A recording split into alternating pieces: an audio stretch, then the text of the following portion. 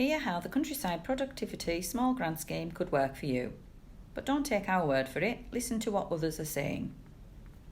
What was your experience of the Countryside Productivity Small Grant process? The overall experience was actually very positive. I thought when the grant scheme was launched, our son, who's also involved with the business but works off farm, he was really keen that it was an opportunity for us to actually invest in equipment that we do need to try and help make our unit more sustainable and easier to manage with very little staff. The crucial thing is we're looking for two things. One, to handle stock efficiently, healthily and safely for us as well as the stock. But the thing is, on a farm this sort of size, going out and buying that sort of stuff, is an arm and a leg, where this gives us the chance to help us to get those items to make us run more efficiently and keeping everything safe and healthy as well. What research did you do before applying for the scheme?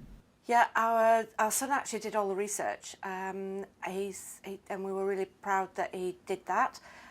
He found the research process quite interesting. He identified the items that would suit our holding and that he had particular interest in, and he went away and did the research. He did look at .gov.uk, and we actually also downloaded the whole of the manual. Did you update rural payments? Yes, that was part of the process as well. That was all very straightforward. How long did it take to submit your application form online? Once the homework was done in advance, the application process itself would probably take about 6 minutes at the most. What have you bought with the grant? We've got part sheep handling equipment that works hand in glove with what we had already. It meant we could totally revamp our sheep handling. It's an ongoing sort of job, from going from the old stone pens, which were hard to clean and hard to use, to a much more efficient method.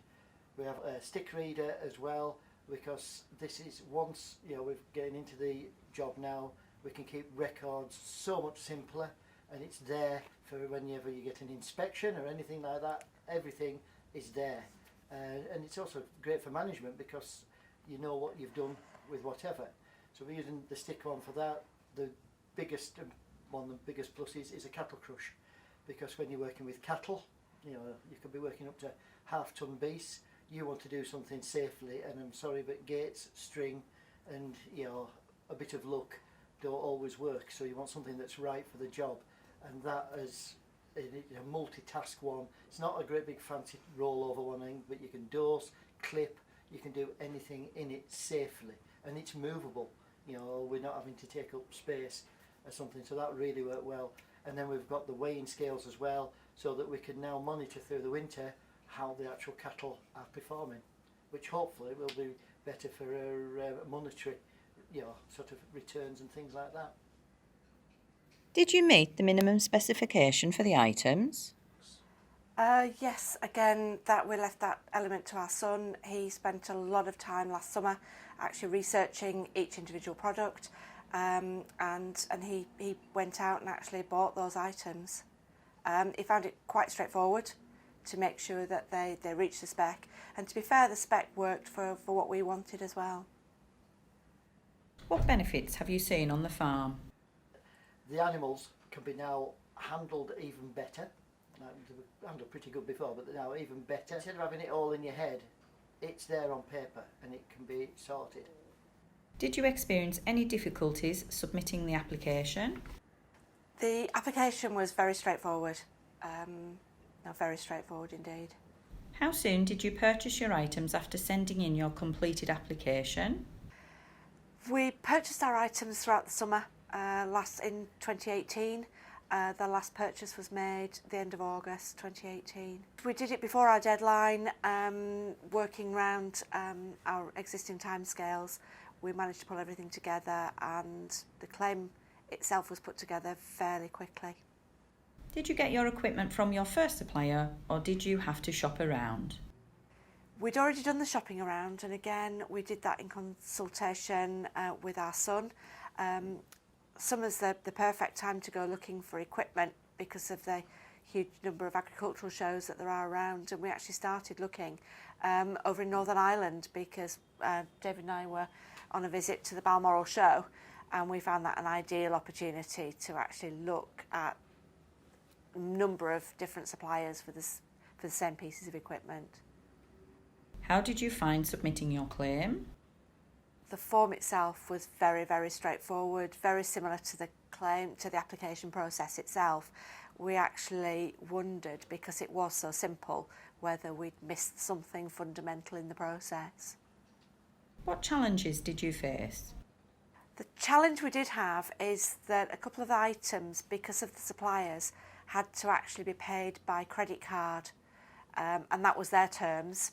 And so we did struggle. It was a little bit more complicated than if we'd literally just paid by bank transfer or by cheque. So actually pulling together the evidence took a little bit more time than it need have done. And perhaps looking going forward these days, then people do buy a lot of equipment and pay a lot of bills by credit card, and perhaps that's something that could be looked at going forward. Did you experience any issues submitting your claim?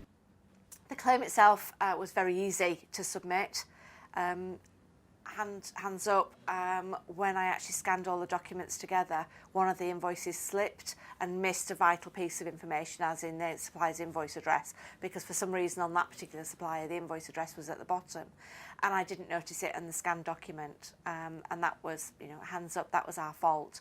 But other than that, it was pretty straightforward. There's little things you've got to check on and check again, like things of the invoice address. With getting some of these things using the credit card, they come with a delivery note or whatever, and not all delivery notes, as Christine says, one was the address at the bottom, there was another one, yes, their motif was at the top, and the phone number, but no address, which isn't any good for you. But check everything, it could have all been done in one go, but each time we got a 4-week delay, and that's when it hurts, and you just get frustrated. But you shouldn't do, really. It was our fault because we didn't double check that we've got everything down. Were the standard prices similar to the cost of the actual item? It varied considerably between the items. A couple of the occasions the standard costs were the 40%. Others, one item, the standard cost was above that. And the crucial thing was to meet the specs, and you really did do that.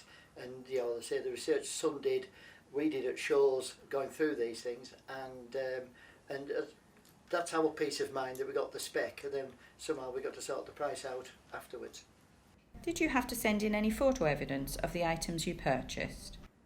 Yeah, what we did, we were asked afterwards for photos of the items in situ. In lots of ways, that with other grants, you have to do that at the same time, and going forward that might be easier if there's photos submitted with the claim, and that could potentially speed up the process and help whoever it is that picks up that claim to go through, because then they can actually see the items in place. Did you experience any delays? We experienced delays partly, as mentioned, because of our error, and then also because of the delivery note issues.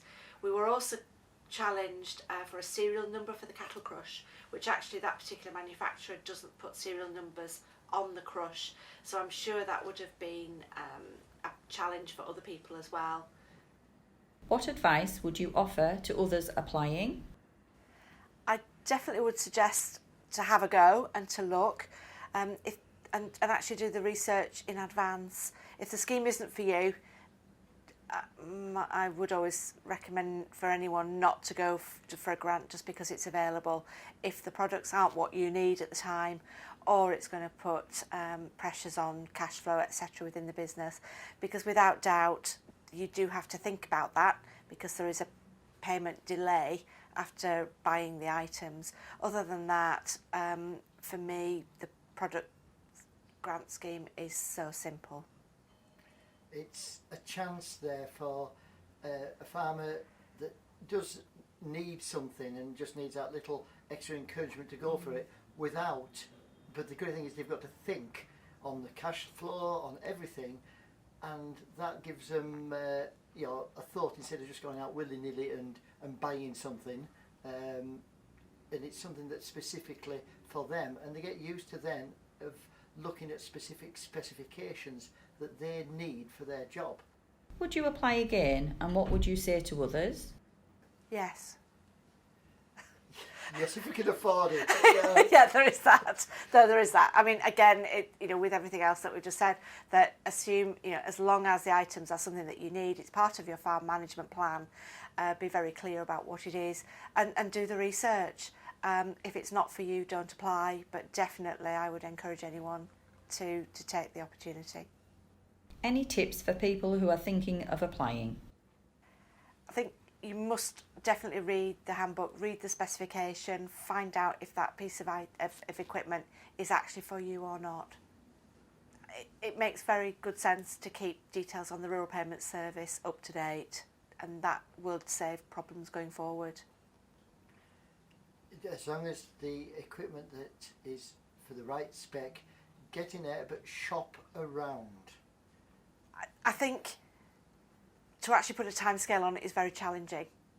So for me, the tip is, once you've made up your mind and that's something that you want to buy and it meets all the specification, is then order as early as you possibly can. Follow us on our social media channels. Follow us on Twitter by searching @RuralPay. Follow us on Facebook by searching Rural Payments Agency. Go to YouTube and search for Rural Payments Agency. You can also read our blog by going to ruralpayments.blog.gov.uk or visit our website.